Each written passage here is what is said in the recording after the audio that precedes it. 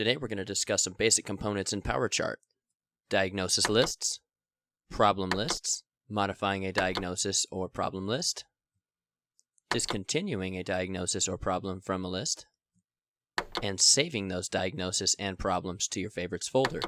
Before we do that, we should define what a diagnosis and a problem list is. A diagnosis is the acute diagnosis, the reason why you're treating the patient today. A problem list is a chronic medical condition that could cross all encounters. So, to get started, I'm going to go ahead and log into Millennium as a physician.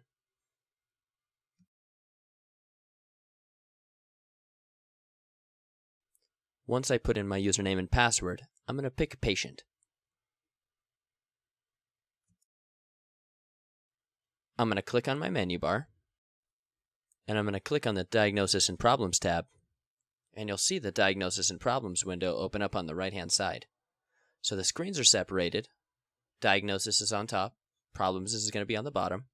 And before we go and start adding any problems or diagnoses to our lists, let's discuss the layout.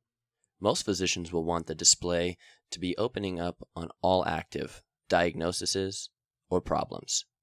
So if you notice, here on the Display tab, there's a little drop-down arrow, and if you click that, you'll see that you'll highlight active. That way that you'll see all active diagnoses on a patient. If you want to change it to all, you can do that, and that will give you all the diagnoses, whether they're active or inactive. Most physicians will want it to go back to active, and you can have the same philosophy for problems.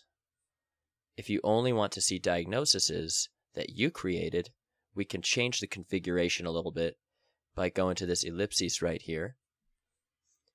If you want to create a new one, you just say New at the bottom, and you can say My Diagnosis List,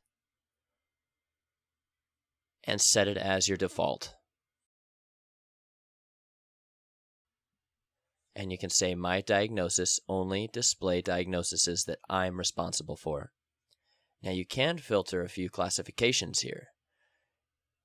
You can check and say you want all classifications. You can say I only want medical. You can even set it to just be nursing. And when you click on the Add button, you carry them over, and those are your selected items. And now at the bottom, you want to say Apply. And now that you can see that your configuration is set up to My Diagnosis List. Now let's go ahead and add a new diagnosis. So what I'm going to do is I'm going to take my arrow and I'm going to go to the plus add and double click on it. You can see here that it opens up to a new window, and everything that is yellow is a required field. So let's go ahead and add a diagnosis in here, and you can just do a basic search. Let's type in CHF and hit the binoculars. When you hit the binoculars, you get basically several different choices here. I've mixed both ICB-9 and SNOMED here together, because doing the two together, you'll have a more broad search criteria. And I'm just going to go ahead and make this SNOMED code, and I'm just going to say OK. And if there's nothing else that I want to fill into this field, I'm going to go ahead and say OK. Now you can see that I have an active diagnosis of congestive heart failure with the onset date of 6/1/2012 listed for this patient. For the sake of the demonstration, I'm going to go ahead and do it again. So let's add, and we're going to say atrial fibrillation. And I'm just going to type in atrial fib and see what comes up. And again, I have both SNOMED codes and ICD-9 codes. And I'm going to go ahead and pick this ICD-9 code of atrial fibrillation and say OK. And now I have two active diagnoses, congestive heart failure and atrial fibrillation. If you wanted to sort your columns, like atrial fib to be first, you could just click on this clinical diagnosis, and this box will allow you to sort it or alphabetize it. So now my atrial fib is going to be first on the list, and if I wanted to go back, I could have it the original way. Congestive heart failure is now first just by clicking it.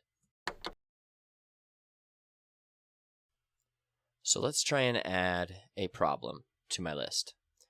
So problem is a chronic medical condition that can cross many encounters, and a problem is something that can be resolved.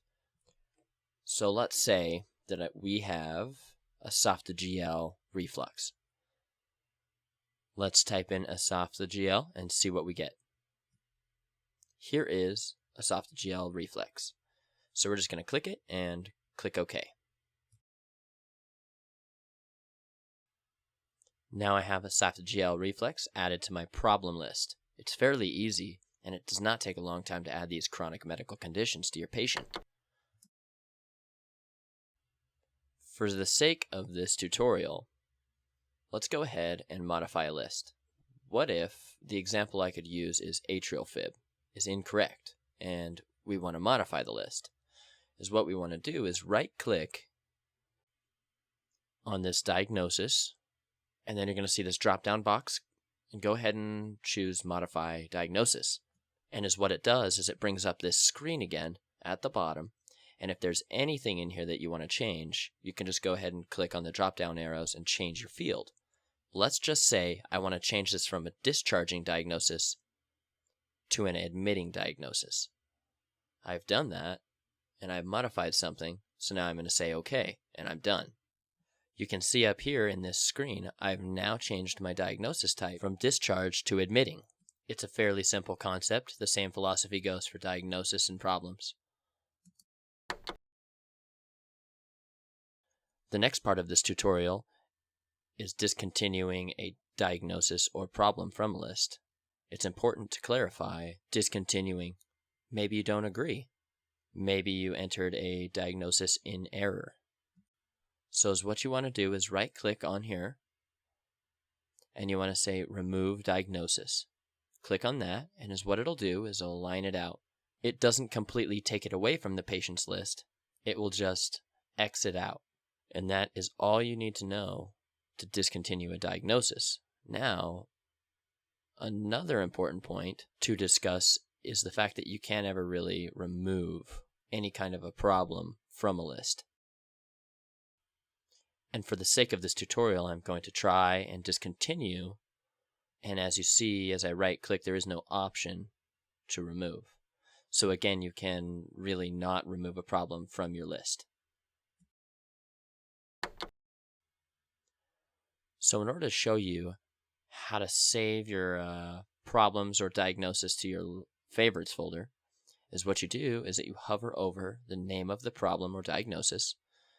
And for this example, I'm going to show bronchitis. I'm going to right-click. I'm going to add to my favorites. It's going to pop up this new window here, and it's called Folder Maintenance. And here I have a favorite folder for respiratory. I'm going to go ahead and click on respiratory and say OK. And now I've saved bronchitis to my respiratory favorites folder. The next time I want to add bronchitis to a patient, I just go to my respiratory folder and I would skip the search. Let's try this again for esophageal reflux. I'm going to right-click, and I'm going to add it to my favorites folder. If I don't have one, I'm going to go ahead and create one. And I'm just going to call this folder gastrointestinal.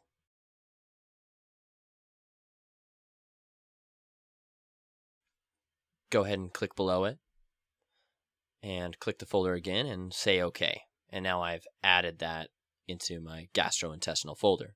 It's a very simple concept, it's easy to do, and it'll save you a lot of time in the future. Another way to save a problem to a favorites folder is to go ahead and search for a diagnosis. Let's type in sepsis. Click on the binoculars. And then right here, you'll come up with a list of, this has both ICD-9 and SNOMED.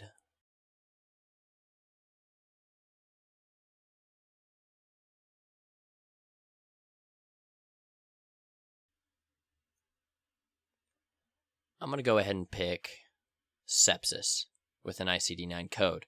And right here at the bottom, you can see that it says that you can add to your favorites right here on the fly. And what you can do is you can create a new folder, or you can even add it to an existing list. So I'm going to go ahead and add this to my favorite list and say OK. And now it's saved into my favorites folder. And the next time that I go in, I won't have to search for it. We can just go ahead and add this for right now to the patient. And that is how you save to your favorites folder.